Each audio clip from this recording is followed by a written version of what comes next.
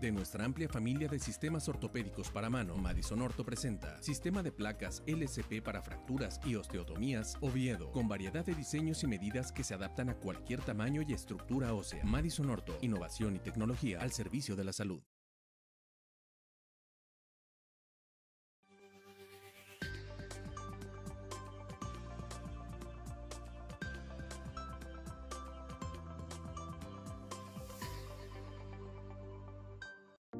Orangelart, el coadyuvante más completo para prevenir la OA.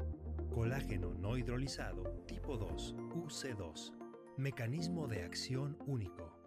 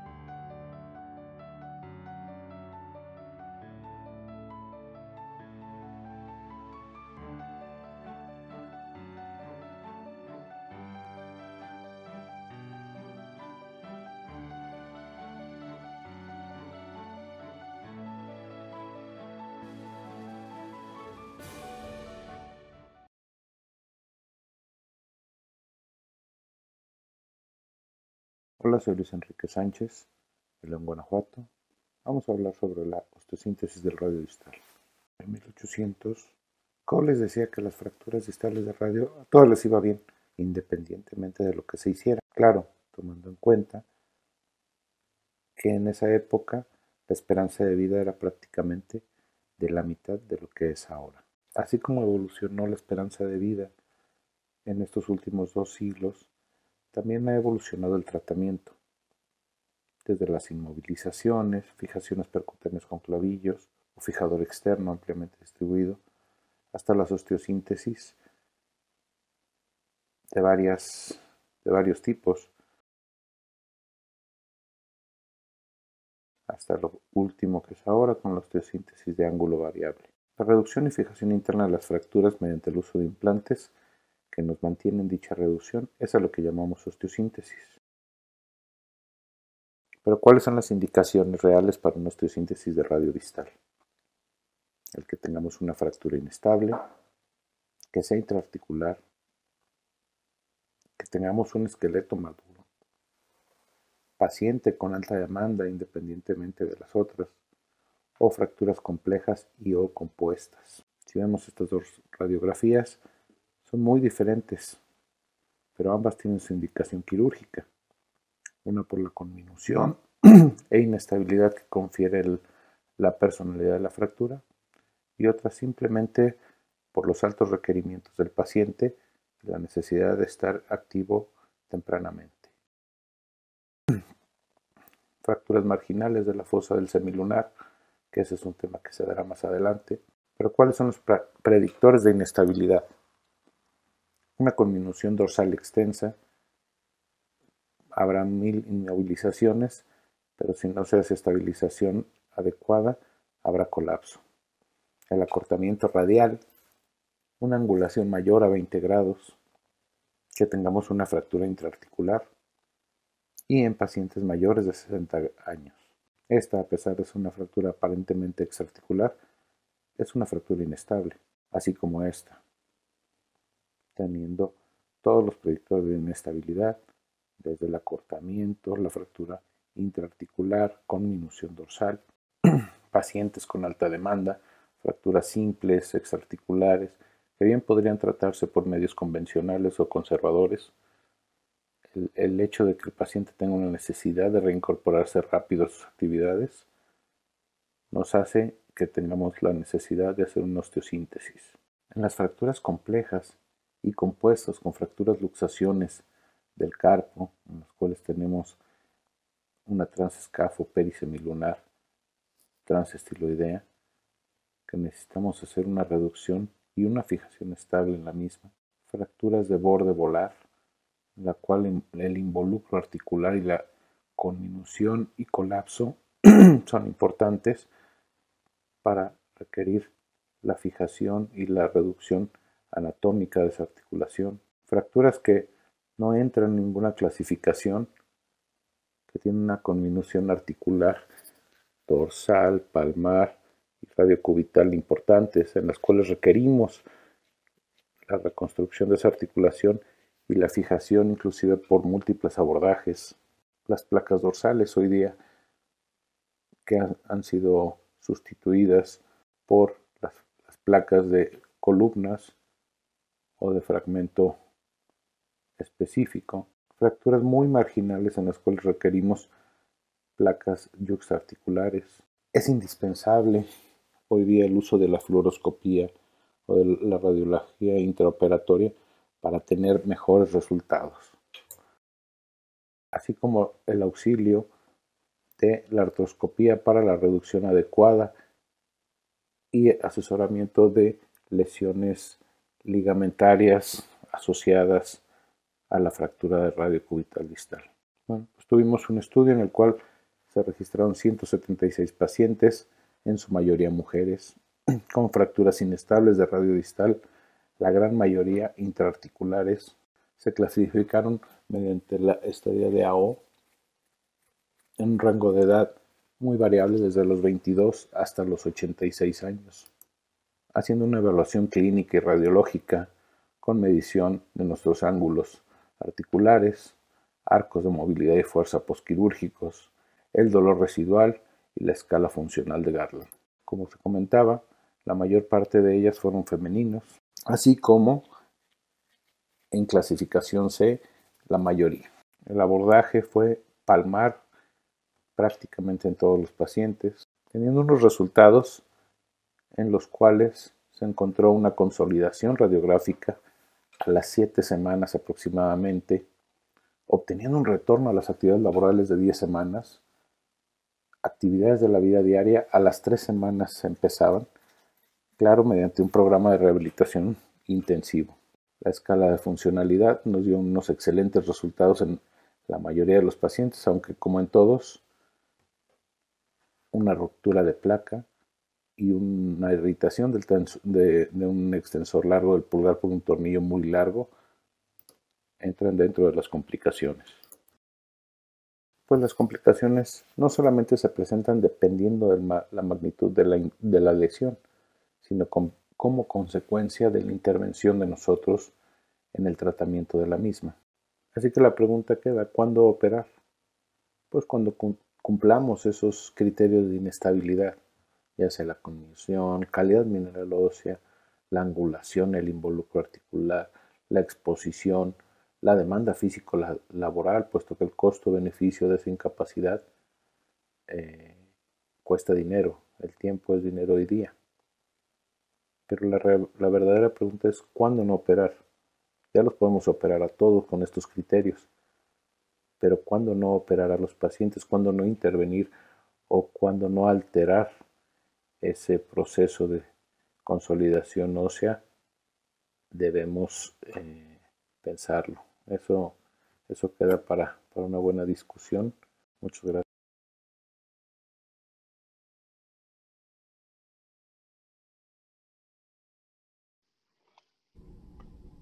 Por varias generaciones, un grupo de jóvenes ha realizado el ritual de escalar por este acantilado de más de 45 metros para lanzarse a una estrecha poza de escasos metros de profundidad.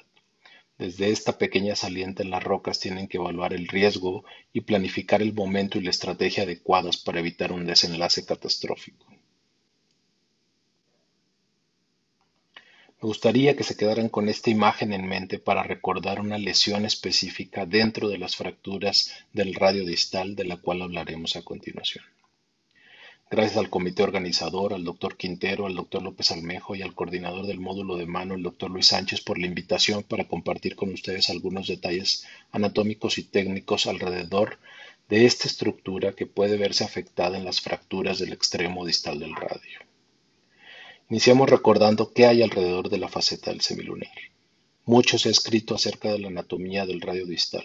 Con sus 4 caras periféricas y sus múltiples superficies articulares, la relevancia de esto es que el radio tiene una topografía, es decir, un relieve, y este relieve está dado por diferentes prominencias óseas, cada cual con una relevancia específica. ¿Por qué tanto alboroto por esta pequeña prominencia ósea del radio? Porque no identificar esta pequeña lesión articular en las fracturas del radio distal representa un riesgo potencial e incluso puede llevar al fracaso si no se le da la importancia y tratamiento adecuados.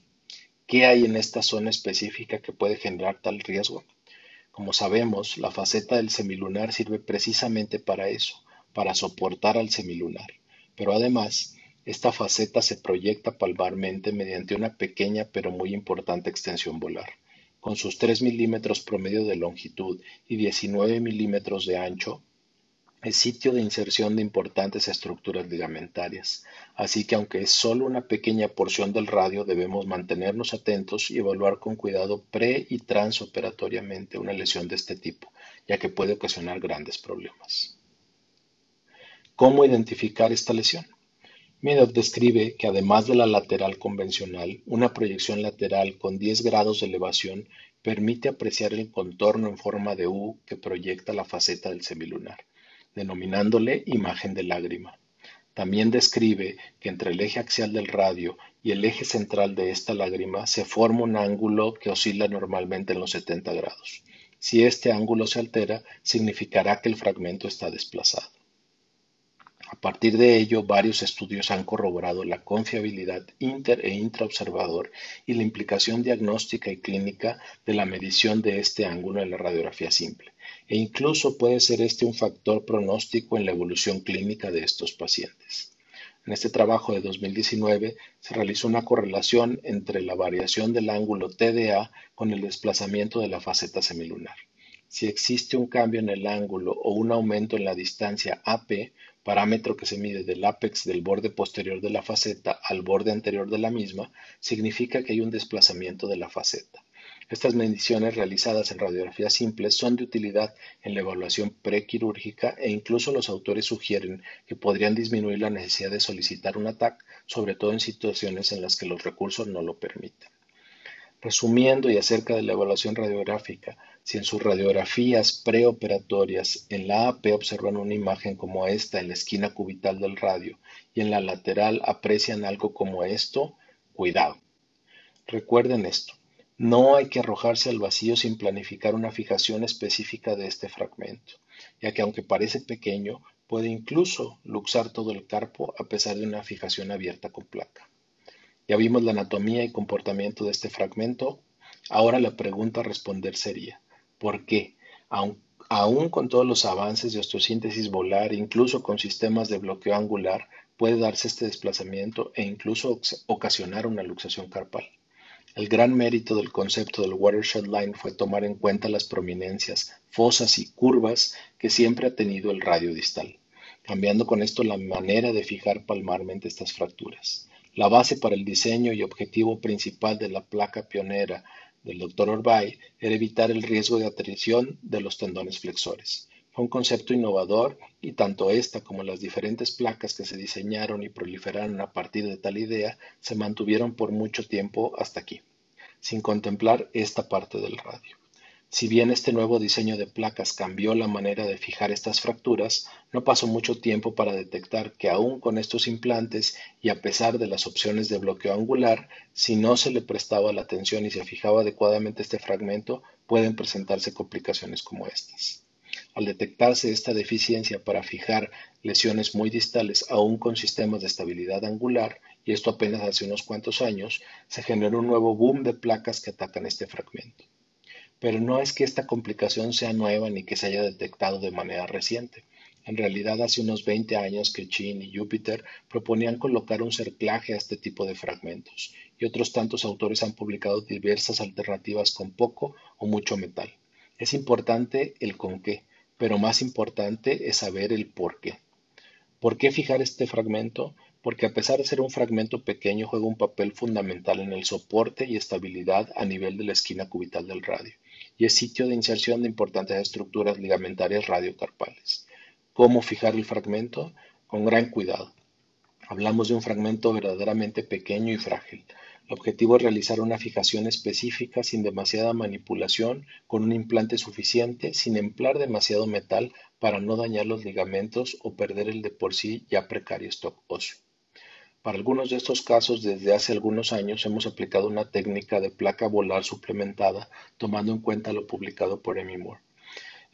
Resulta un recurso sumamente útil, de fácil disponibilidad, poco traumático para estos fragmentos que necesitan precisamente eso, el menor trauma quirúrgico posible. En esta fractura, producto de una caída de escaleras, se apreciaba esta imagen en la radiografía lateral. Si se compara esta imagen de perfil con una radiografía normal, queda clara la diferencia.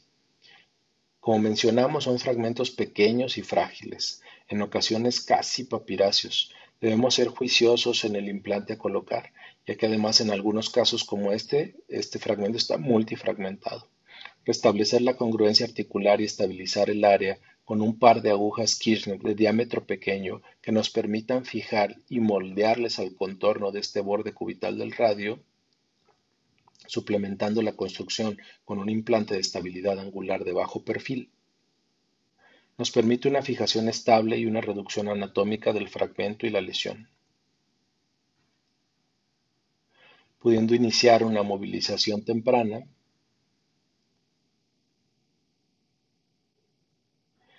sin apreciar datos de aflojamiento o problemas con los implantes, incluso después de varios años, con una recuperación funcional pronta y rangos de movilidad bastante aceptables.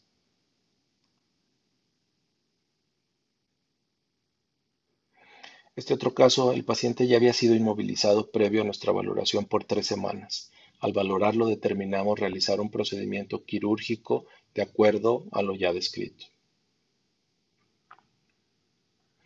Estas son imágenes a los 2 años de la cirugía con estos rangos de movilidad.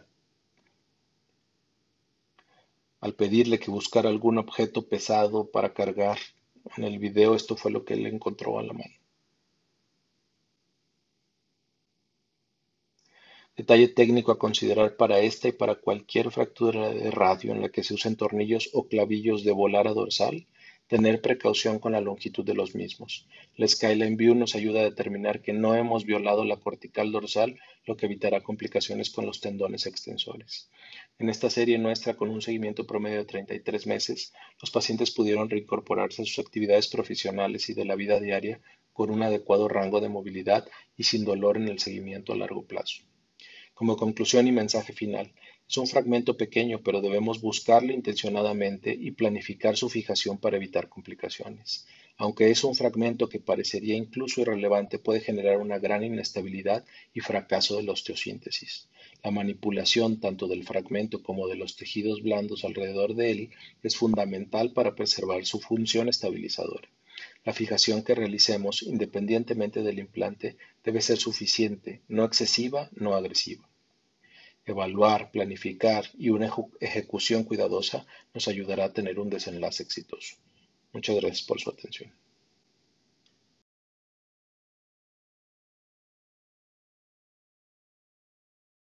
Buenos días. Gracias por la invitación a este congreso virtual de la FEMECOT. A continuación, vamos a hablar de las lesiones asociadas a las fracturas del radio distal.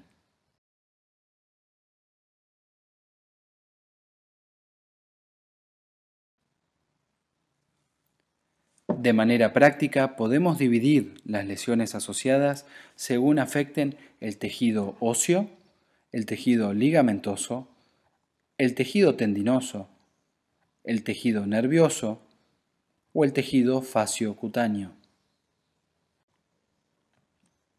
En cuanto a las lesiones del tejido óseo asociadas a las fracturas del radio distal, podemos dividirlas en fracturas que comprometen tanto el carpo o fracturas que comprometen el cúbito distal.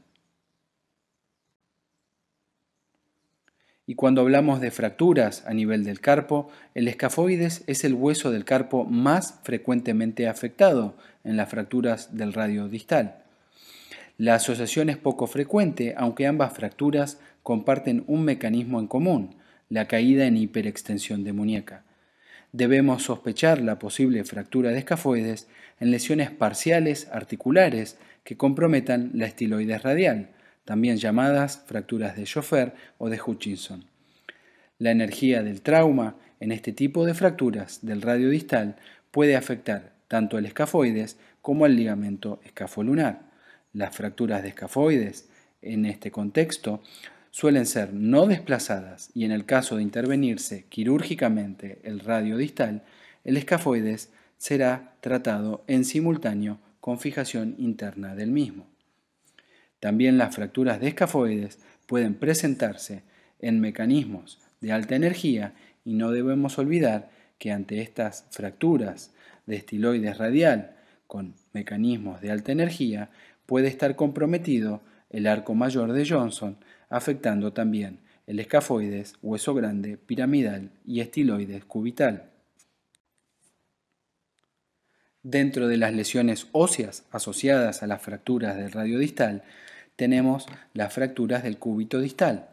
El doctor Diego Fernández clasifica estas fracturas en 3 tipos. La fractura tipo 1, aquella estable que compromete la punta de la estiloides cubital o el cuello metafisario, sin desplazamiento, impactada. Por lo general, el tratamiento de las mismas puede ser conservador. Sin embargo, muchas de estas fracturas de estiloides cubital asociadas se asocian a mayor dolor y discapacidad en la recuperación del paciente, que se traduce en una pérdida de la obtención de fuerza de puño y de flexión de muñeca en la recuperación de los pacientes. Al año, por lo general, los resultados finales suelen ser iguales a los pacientes que no presentaron fracturas de estiloides cubital. La no unión del fragmento estiloideo no afecta los resultados finales del paciente. Las fracturas tipo 2 de Fernández son aquellas fracturas inestables de la estiloides, son aquellas que comprometen tanto la base de la estiloides o aquellas que el desplazamiento de la estiloides es mayor a 4 milímetros. Las mismas deben hacer sospechar al cirujano la presencia de una lesión del fibrocartílago triangular en su inserción foveal asociada. Dichas fracturas de estiloides pueden ser tratadas con reducción y fijación interna con tornillos canulados, alambre y absorbetracción o placas tipo gancho. Las fracturas tipo 3 de Fernández son aquellas que comprometen la cavidad sigmoidea del radio o cabeza del cúbito, son potencialmente inestables y por lo general requieren también reducción y fijación interna de las mismas.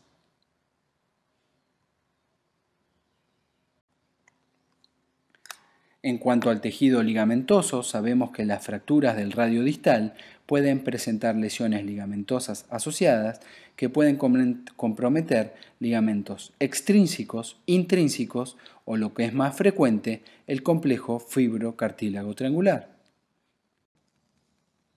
Y cuando hablamos de lesión de ligamentos extrínsecos asociados a las fracturas del radio distal, por lo general nos encontramos ante traumatismos de alta energía con fractura-luxaciones radiocarpales que Dumontier clasificó en 2 tipos según el compromiso de la fosa escafoidea en la fractura. En cuanto a las lesiones de los ligamentos intrínsecos asociadas a las fracturas del radio distal, la lesión del ligamento escafolunar es lo más frecuente con reportes de hasta el 32% de los casos, bajo el diagnóstico artroscópico. Como se dijo previamente, debemos sospechar estas lesiones ante la presencia de lesiones articulares parciales de la estiloides radial.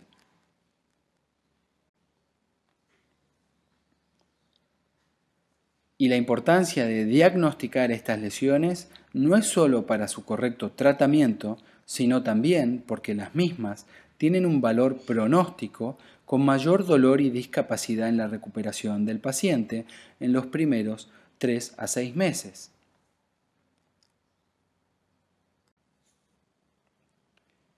La lesión ligamentaria más frecuente asociada a las fracturas del radio distal es la lesión del complejo fibrocartílago triangular. Su presencia se asocia también a mayor dolor y menor fuerza de puño y de rango de movimiento en la recuperación del paciente. En la práctica, luego de realizar la reducción y fijación interna del radio distal, se realiza la prueba de estabilidad de la articulación radiocubital distal, es decir, el Ballottement Test. El mismo se realiza tanto en pronación para evaluar los ligamentos radiocubitales distales dorsales como en supinación para evaluar los ligamentos volares. En el caso de presentar inestabilidad, uno tiene la opción de reparar el ligamento fibrocartílago triangular de manera artroscópica o de manera mínimamente invasiva según la preferencia del cirujano.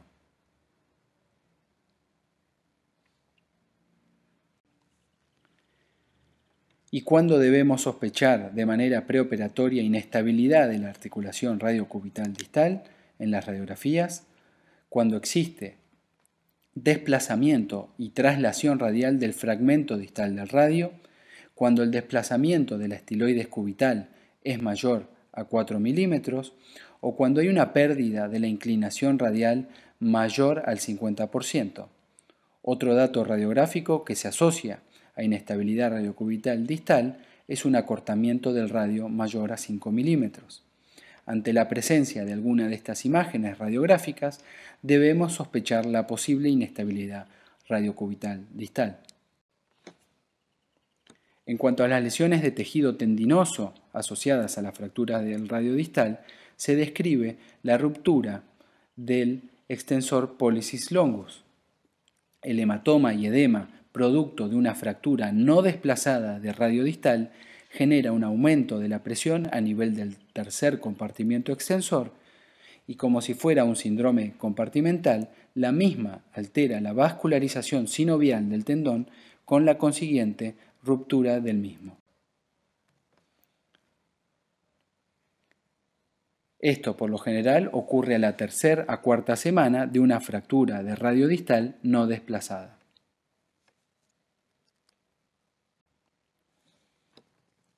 Y finalizando, en cuanto a las lesiones del tejido nervioso asociadas a las fracturas del radio distal, lo más frecuente es la neuropatía compresiva del nervio mediano.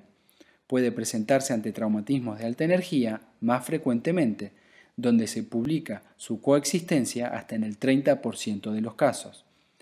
El factor más importante descrito para la compresión asociada del nervio mediano es el desplazamiento dorsal de la fractura, y ante la presencia de parestesias progresivas o la pérdida de discriminación de 2 puntos en el contexto de una fractura de radio distal, se recomienda la descompresión urgente del nervio mediano.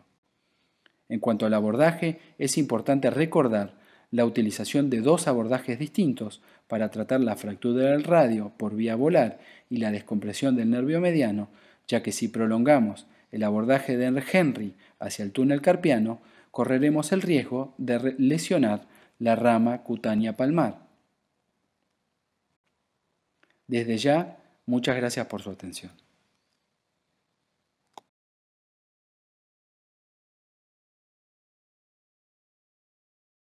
Buenas noches a todos, soy el Dr. José Luis Aguilar Arceo, ortopedista y cirujano de mano de la ciudad de Tijuana, y hoy me toca hablar del tema fractura radiodistal compleja, algunos tips para armar un rompecabezas.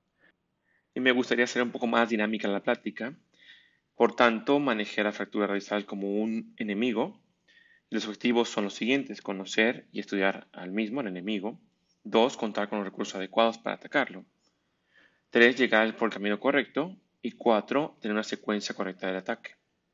Y como siempre, primero debemos de definir y conocer cómo vamos a atacar al enemigo.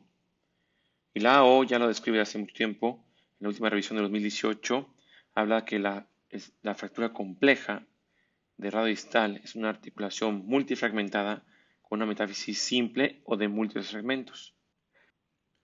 Es importante recordar el modelo de columnas, que habla de 4 segmentos: el radial, donde se insertan el brachio radialis y ligamentos importantes como el radio escafo semilunar, el cual resiste la traslación radial del carpo; la columna cubital, que provee estabilidad radiocubital distal y permite la pronosupinación coordinada; el pedestal, que rara vez se afecta y su importancia radica en la inserción de la membrana interósea que ayuda a la estabilidad radiocubital distal; y por último la columna intermedia, de las más importantes, con 4 fragmentos: el borde anterior, que da estabilidad anterior del carpo y es parte de la radiocubital distal; en la esquina posterior cubital, que es parte de la fosa sigmoidea del radio para el cúbito y provee estabilidad a esta articulación; el fragmento libre, que debe ser reducido correctamente para evitar el hundimiento del semilunar; y por último la pared dorsal, cuya importancia radica en la estabilidad posterior del carpo.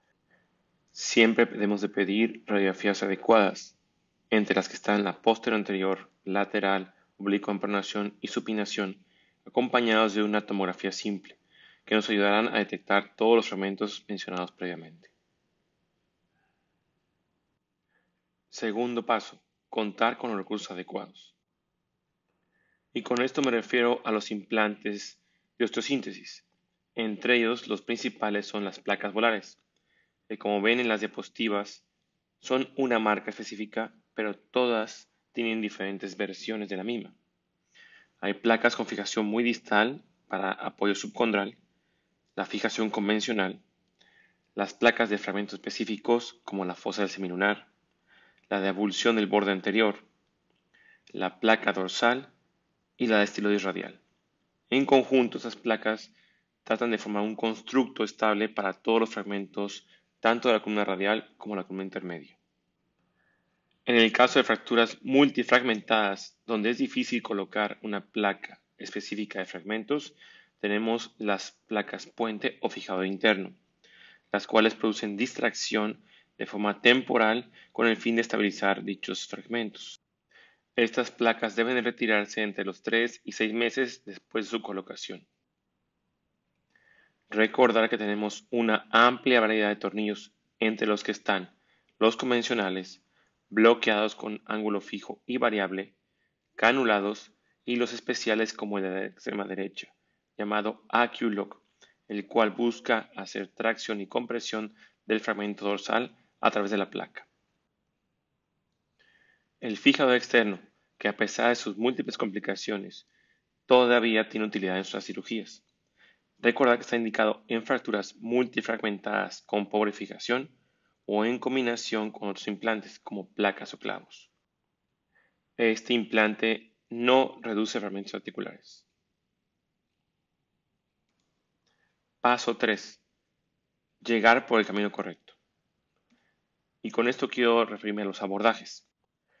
El primero y más utilizado es el anterior extendido, cuyas ventajas son una adecuada visión de la columna radial y diáfisis, la colocación de la placa volar, permite colocar injerto óseo a través de la ventana de la placa y se puede hacer una extensión hacia distal liberando el flexor carporadialis y observando incluso el escafoides. Dentro de sus desventajas tenemos que es muy difícil revisar la articulación radiocarpal debido a los ligamentos volares homónimos, y siempre debemos de cuidar la rama palmar mediano que está cerca del abordaje. El posterior, cuyas ventajas son una mayor facilidad en la reducción de la fosa del escafoides semilunar y sigmoidea, ya que tenemos una visión directa de las mismas, facilidad para fijar el fragmento dorsal y la posibilidad de reparar el ligamento escafo semilunar. Dentro de sus desventajas tenemos que hay que abrir el retináculo y la cápsula dorsal para lograr un adecuado abordaje. Debemos de cuidar la rama del nervio interoseo posterior, la cual se puede resecar sin peligro, y hay que proteger siempre el implante con un colgajo de retináculo o tejido circundante para evitar la sinovitis de los tendones extensores. Y por último, el radial. Las ventajas de este abordaje son la reducción y fijación de la estiloide radial de forma más sencilla y le ahorramos al paciente la tendinitis de Kerbein, ya que abrimos el primer retináculo extensor para poder hacer la reducción y colocación de la placa. Las desventajas de este abordaje es que el implante puede provocar tendinitis del extensor pollicis brevis de abductor pollicis longus y la frecuente lesión de las ramas sensitivas del radial superficial con el consecuente neuroma y dolor neuropático.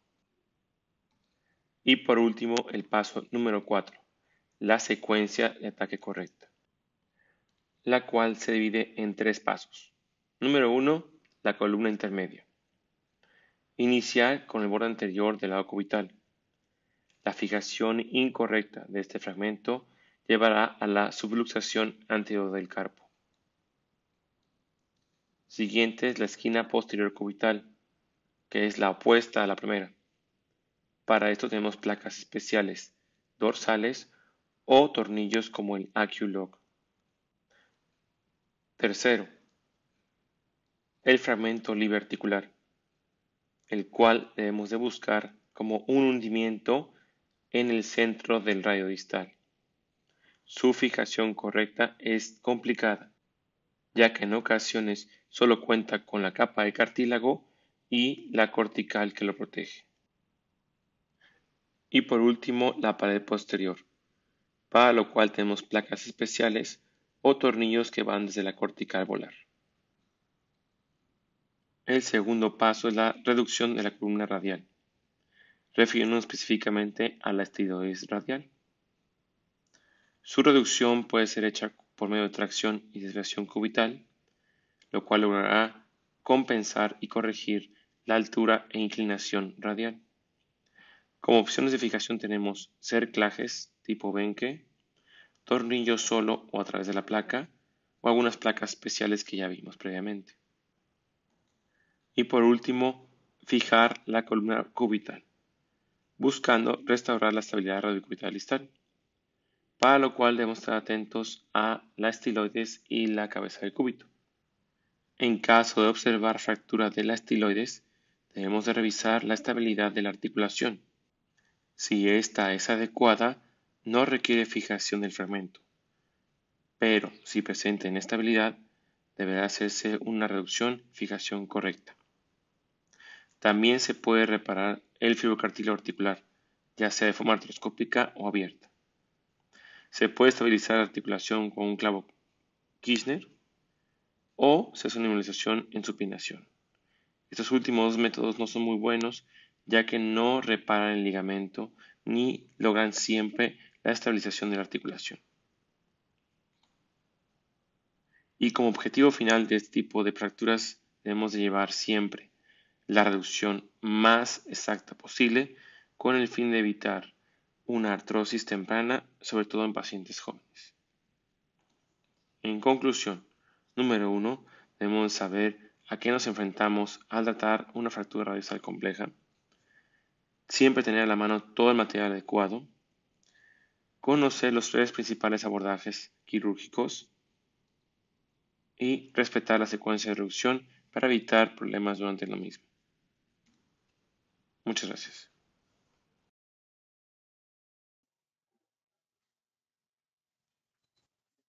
Cúbito distal. Cuando son tipo 2, ¿cuándo fijarlas?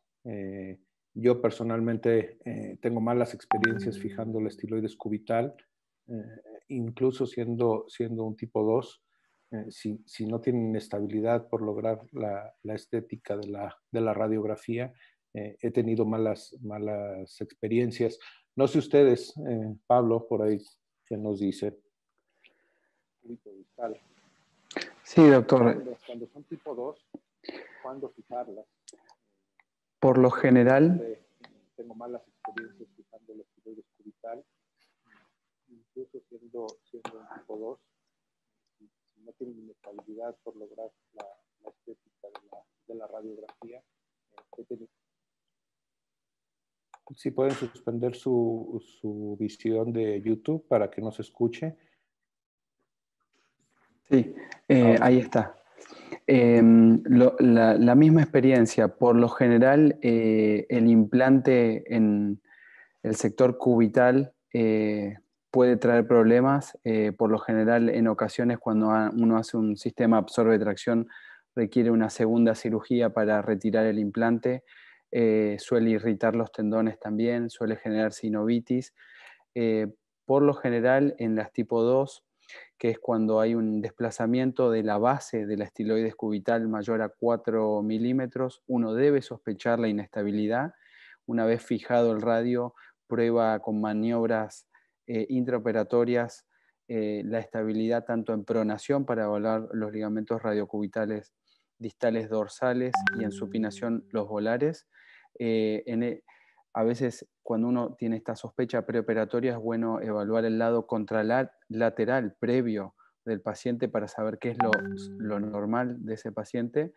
Y en el caso de presentarse inestabilidad, bueno, tratar de a veces fijar con un tornillo tipo microacutrac, si el fragmento lo permite.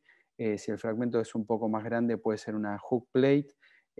Pero en el caso de no encontrar una inestabilidad franca, prefiero prolongar el tiempo de inmovilización del paciente con un sugar tone o una valva de yeso braquipalmar. Lo protejo 3 semanas y de esa manera aseguro también un poco de estabilidad a nivel radiocubital distal. Gracias, Pablo. José Luis, ¿algo sobre esto? Sí, gracias. Igual que Pablo, la fijación si es necesario, si tiene estabilidad, si no es posible fijarla, la reparación abierta. Digo, yo no hago artroscopía aquí en particulares, en seguro sí. La fijación artroscópica o fijación abierta del fibrocartílago triangular, con anclas o lo que tengan estructuras, y muy parecido a Pablo. Gracias, Gerardo.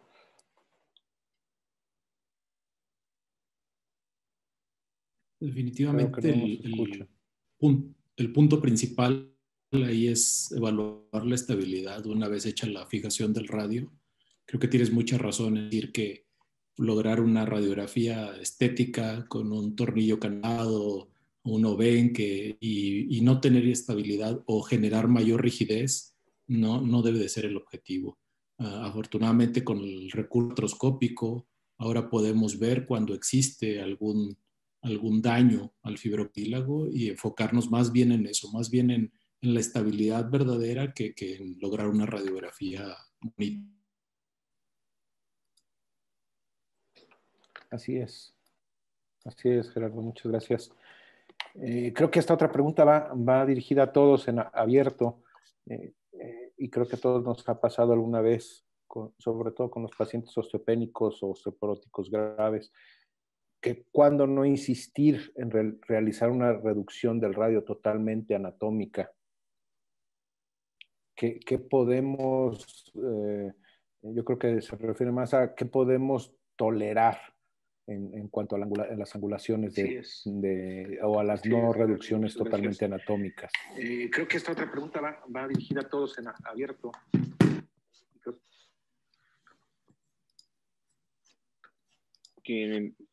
¿Empiezo yo? ¿Sí, usted? Sí, está bien. Ok, perfecto. Bueno, se habla de... El problema son las semanas. Un test son las semanas de evolución. Se habla de más de 4 semanas. Mejor no hacer quirúrgico en ese momento y esperar a la osteotomía de la nación después de las 6 semanas, 8 semanas. Otro es la edad, por supuesto, el factor de osteoporosis, un mal implante o malos recursos para poder hacer la fijación. Y dejo ahí para que puedan participar los demás. En cuanto a las angulaciones. Gerardo. Bueno, creo que hay ciertos parámetros y hay varios trabajos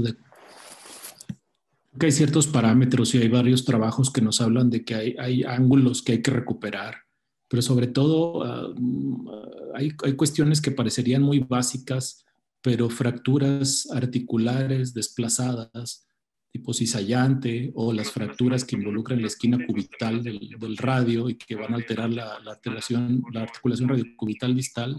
Creo que vale la pena el esfuerzo. Claro, sabemos que a mayor cantidad de tiempo que pase, el pronóstico irá disminuyendo, pero sí hay ciertos parámetros ya bien establecidos que debemos de buscar restablecer. Obviamente la estabilidad del carpo en un fragmento cizallante, la congruencia de la radiocubital distal y bueno, también tener en cuenta pues estas características que mencionas en cuanto a la osteoporosis, aunque con estos nuevos implantes no creo que sea una contraindicación intentar restablecer la congruencia articular anatómica.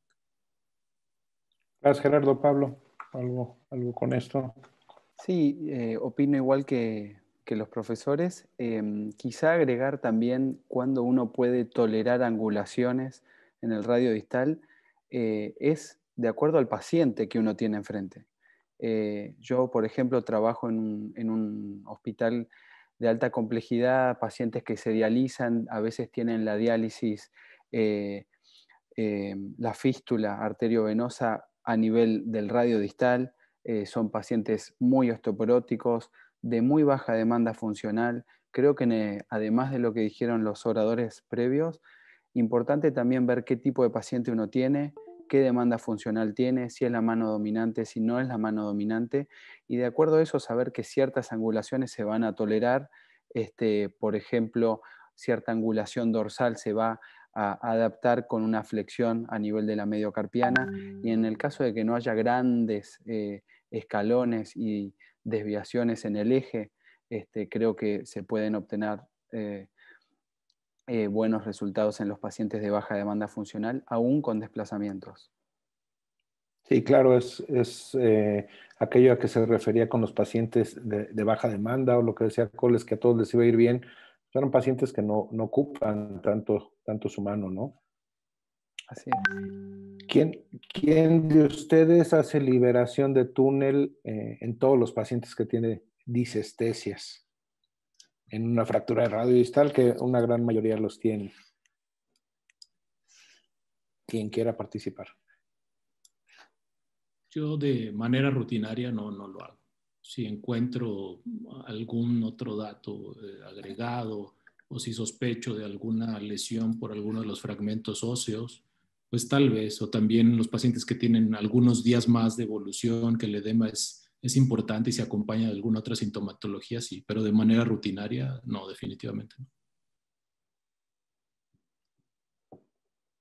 Sí, yo No, incluso en los pacientes que ves con hematoma intraneural, que necesita hacer la neurolisis, creo yo que al reducir el componente fractuario, se logra esa descompresión del nervio, ¿no? No es necesario inestabilizar el carpo para quitar la sintomatología neurológica, ¿no? Sí, totalmente de acuerdo. Quizá no es tan frecuente la liberación del túnel en agudo en fracturas de radio distal, pero sí en el contexto posterior a una fractura de radio distal, un paciente que tenga distrofia, es decir, rigidez articular, que tenga síndrome regional complejo, sí evaluar el nervio mediano y que no esté irritado, porque ahí sí, sin duda, la descompresión puede ayudar a la rehabilitación del paciente. Vale, excelente. José Luis, ya nos decías que no haces artroscopía en todos los pacientes. ¿Alguien lo hace? O cuando la quieren hacer, ¿por qué lo hacen ahora que está tan de moda la artroscopía aunada a las fracturas de muñeca? en mi caso la hago, bueno, cuando obviamente el recurso es posible, pero bueno, hoy está indicada en realidad en las fracturas articulares en seco, la artroscopía, cuando se sospecha lesiones del cartílago, pero bueno, cuando es posible hacerlo por recursos económicos. Ok. Gerardo, ¿tú alguna consideración artroscopía? O Pablo, quien quiera. Sí, igual que el doctor anterior, sí Digo, creo que tiene mucha probablemente... importancia. Perdón, doctor Zárate, vaya usted.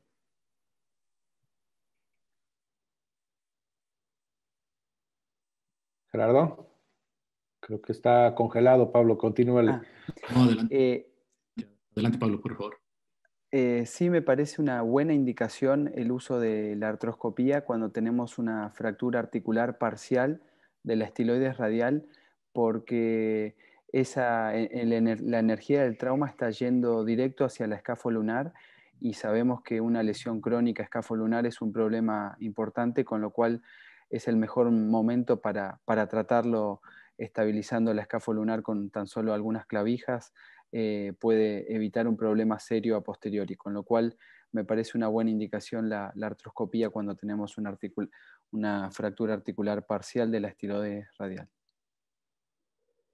Así es. Y sobre tu placa puente, José Luis, ¿quién la ha utilizado? Yo personalmente no he utilizado la placa puente. Normalmente logramos armar todos los fragmentos o Sí, yo utilizamos el tampoco digo, grafeno nunca lo he usado. posterior. Es, Perdón. me la han preguntado varios colegas, me han preguntado aquí y cuándo lo usamos o si para este lo usamos. Nunca, no la conozco. Y creo que es complejo, no sé ustedes qué opinan. Bueno, la placa puente es un implante que venden hoy en Estados Unidos. Aquí no hay una como tal, una compañía que lo venda y se usa en realidad como un fijador interno, tratando de ahorrarse el sistema de externo, ¿no? Es una placa que no va a llegar a México fácil y sí, en realidad lo podemos usar otros tipos de implantes, ¿no? O placas reemplazables. Bueno, pues llegamos al tiempo. Muchas gracias a todos los panelistas. Gracias, doctor Zancoli, doctor Aguilar, doctor Zárate.